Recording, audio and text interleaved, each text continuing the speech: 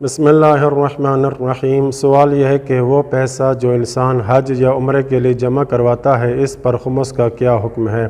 تو جواب میں اللہ سیستانی فرماتے ہیں، وہ رقم جس کے ذریعے کسی شخص نے دوران سال کی آمدنی سے حج یا عمرے کے لیے نام کا اندراج کرایا اور خمس کے سال کے بعد یا کئی سالوں کے بعد اس سعادت سے مشرف ہو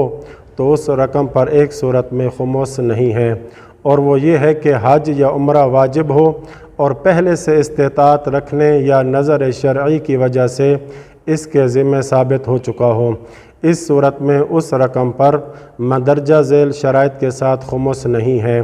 پہلی شرط یہ ہے کہ اس سعادت کے شرف کو حاصل کرنے کے لیے نام کا اندراج کرانے اور باری کے حصول کے علاوہ کوئی دوسرا راستہ موجود نہ ہو۔ دوسری شرط یہ کہ اس مال کے علاوہ کوئی دوسرا مال نہ ہو جس سے اس رقم کا خمس ادا کر سکے، لیکن اس صورت کے علاوہ جیسے حج یا عمرہ مستحب ہو، یا یہ کہ واجب حج کی استطاعت کا پہلا سال ہو، یعنی حج پہلے سے اس کے ذمے یقینی طور پر ثابت نہ ہو چکا ہو، یا یہ کہ اس سے پہلے حج اس کے ذمہ ثابت ہو چکا ہو اور اس نے اسے ادا نہ کیا ہو لیکن اب پرائیویٹ طریقے سے جانے کی طاقت رکھتا ہو، تو ان صورتوں میں سال کے اختتام پر نام کا اندراج کرانے پر خرچ ہونے والی رقم پر خمس دینا واجب ہوگا۔ وصلی اللہ علی محمد و اہل بیتہ الطاہرین۔